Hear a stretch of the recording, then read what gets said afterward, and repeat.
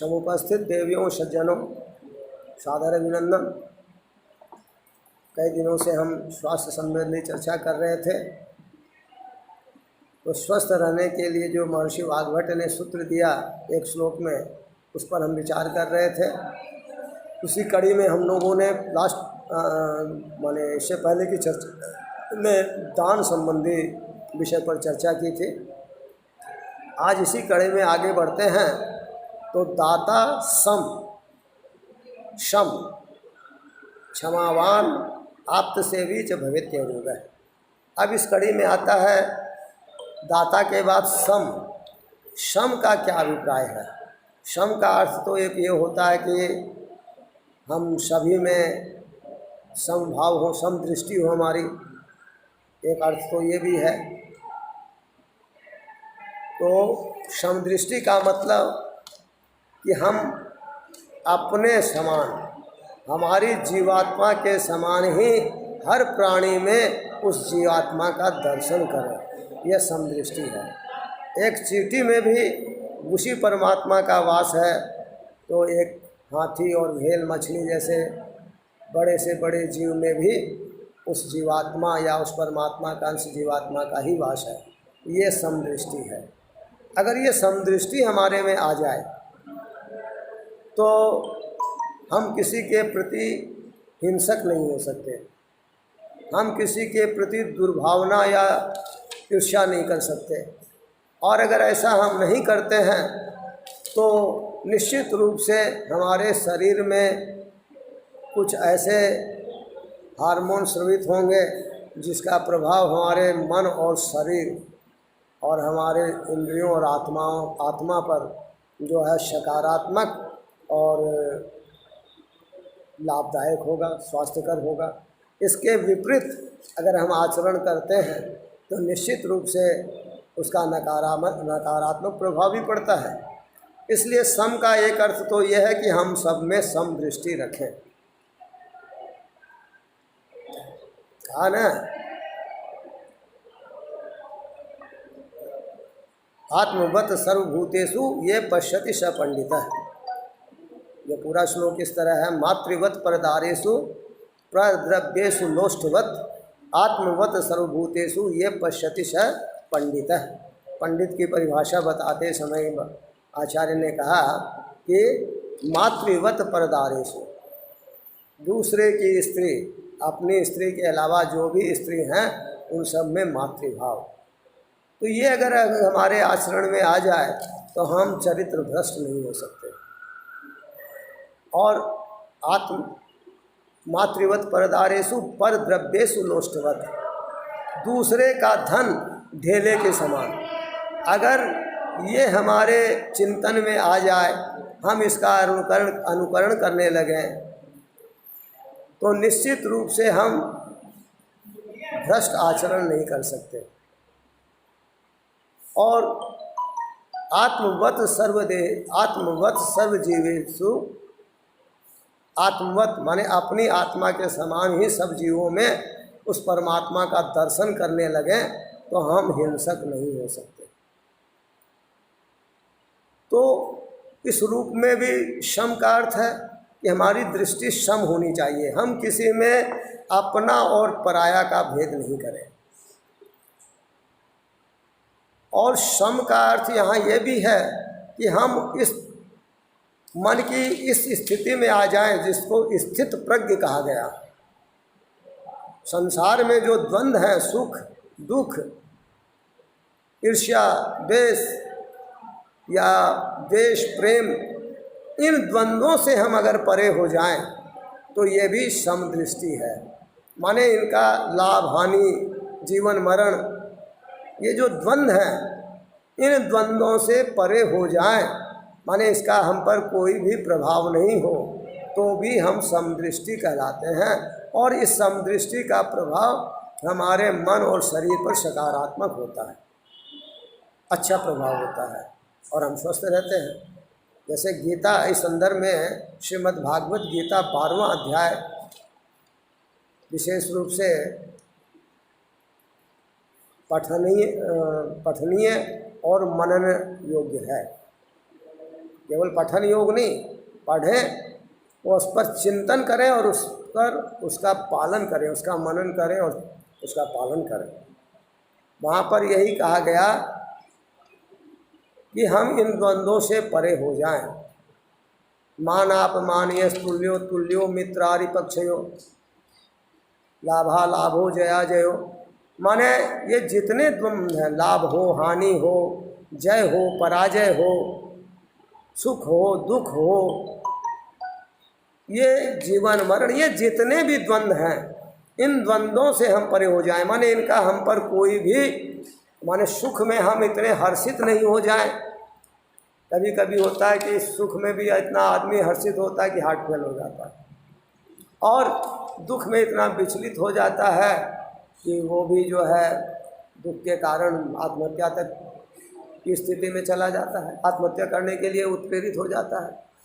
तो इन द्वंद्वों से परे होना माने हर स्थिति में समभाव बनाए रखना, ये शम का अर्थ है या स्थित प्रज्ञता का है। इसी तरह इसी संदर्भ में हम लोग जब हाई स्कूल में पढ़ते थे तो संस्कृत में हमारे शिक्षक बड़ी अच्छी बात बताते थे कि उसके लिए माने एक श्लोक बड़ा अच्छा वो कहते थे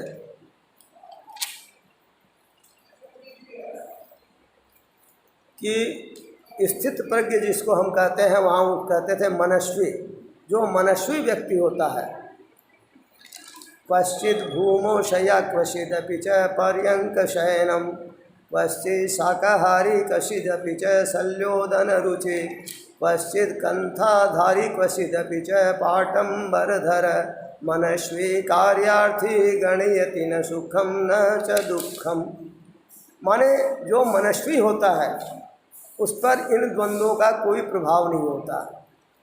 क्वचित् भूमौ शय्या क्वचिदपि च पर्यंक शयनम, उसको किसी दिन अगर भूमि पर सोने का अवसर मिला तो भी वो घोड़े बेच के सोता है, और किसी दिन अगर उसको एसी रूम में और डल्लब के गद्दे और करलो पीलो पर सोने को मिला तब भी उसको कोई आनंद नहीं है या कोई कष्ट नहीं है, उसमें भी वो उसी संभाव में है। क्वचित् शाकाहारी क्वचिदपि च शल्योदनरुचि, कभी उसको सूखा सूखा साग खाने को मिला उसमें भी मस्त है, और किसी दिन अगर 56 भोग का भोजन उपलब्ध हुआ तो भी उससे कोई आनंद का अतिरेक नहीं हुआ, उस हालत में भी मस्त है। और किसी दिन उसको अगर टाट के कपड़े पहनने को उपलब्ध हुए तो भी वो हर्षित है, और कभी अगर उसको सिल्क के और रेशम के कपड़े रेशम के वस्त्र आभूषण मिल गए तो भी उसको बहुत कोई अतिरेक हर्ष नहीं है। तो ऐसा व्यक्ति जो है मनस्वी, इसी के लिए यहाँ कहा शम। माने हर परिस्थिति में हम सम भाव में बने रहें तो ये हमारे मानसिक स्वास्थ्य की एक उत्तम स्थिति है, और अगर ये उत्तम स्थिति को प्राप्त हो गए तो निश्चित रूप से वो हमारे शारीरिक स्वास्थ्य को भी प्रभावित करती है। इसलिए कहा कि व्यक्ति को स्वस्थ रहने के लिए सम दृष्टि अपनानी चाहिए। तो